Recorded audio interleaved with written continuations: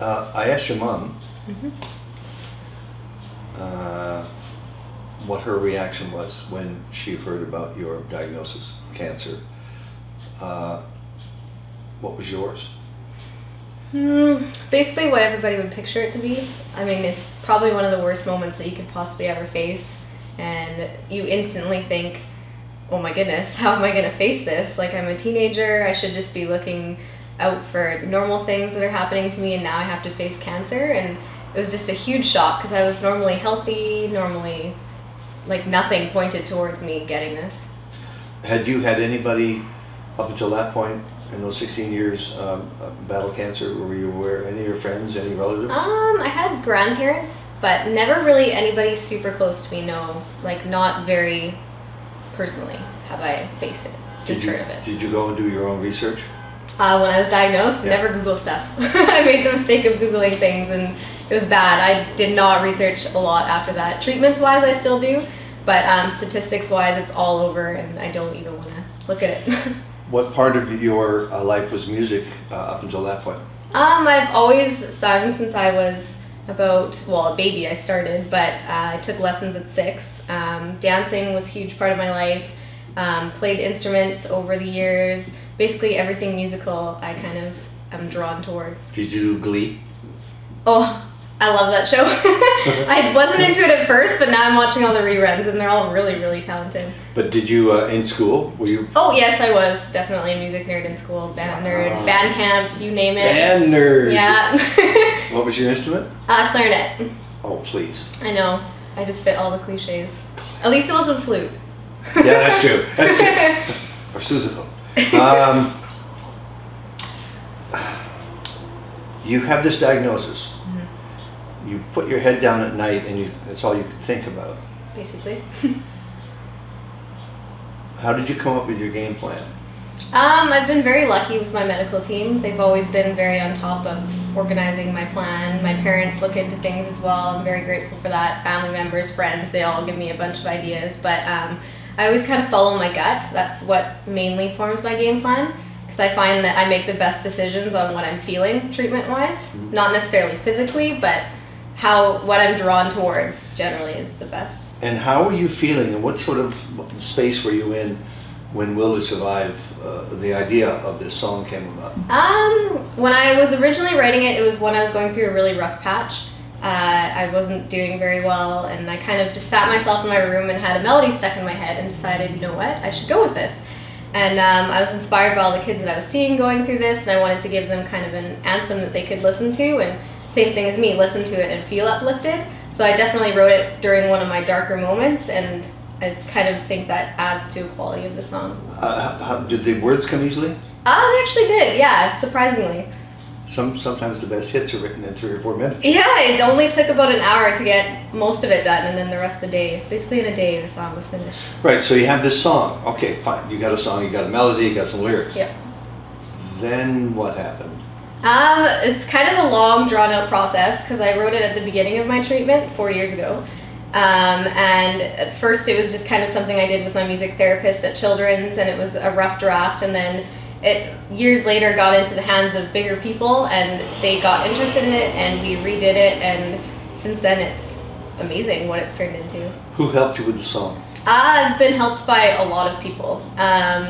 First, obviously, my music therapist, and then Susan McLennan got a hold of it, Garth Richardson got a hold of it, Ryan McMahon helped me revamp the song, Kathleen originally got a hold of it, Kathleen Lundgren. Just so many people have been helping. CCF originally kind of got the ball rolling, and then now, like, I can't even name all the people. And how surreal was it to stand in that studio with Garth and hear the band track in your earphones and sing into this microphone, top level, good, really good stuff? Yeah, very surreal. It did not feel real at all. It was a very awesome moment to hear my song, especially finished for the first time, was a big, big moment for me. And then the playback?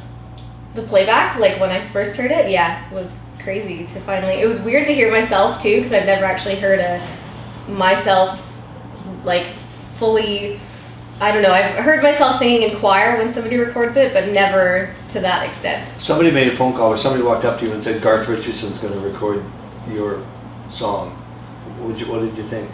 Well, when they originally told me, I didn't believe them. It's like, what? Garth Richardson? Like, huge, epic producer. So it was, I didn't, like, at first I did not believe it at all. I thought someone was yanking my chain.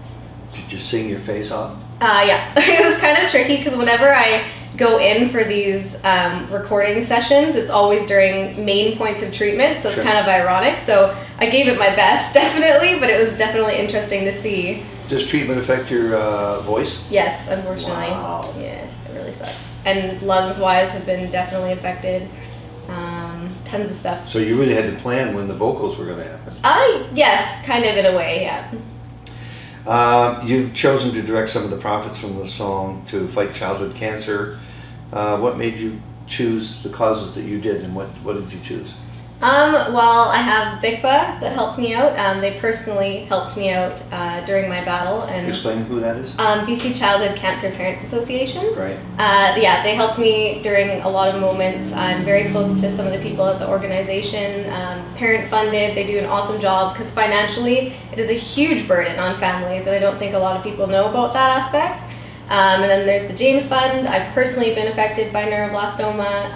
I've had a couple of friends pass away, and neuroblastoma is a rare cancer that still hasn't had the advancements that it should. Like leukemia flipped from 80% passed away to 80% lived, and neuroblastoma is still stuck in an unknown category. And I want to see that change because it's so similar to numerous other rare cancers. It's kind of under an umbrella that if we saw change towards that, it could lead towards so many other changes, and I want to see that actually happen. Okay. I don't know how you can answer this question. How different is it to experience cancer as a young adult, a teenager, as opposed to being an adult?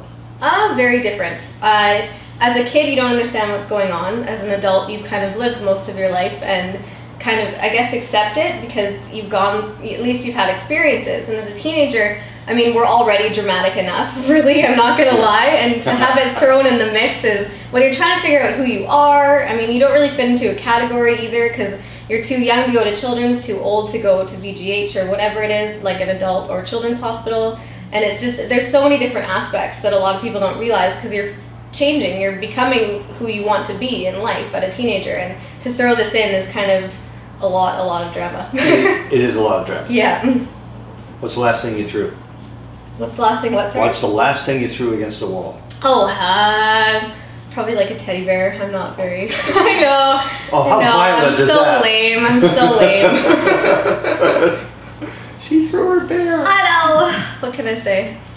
So, can we talk about the future question?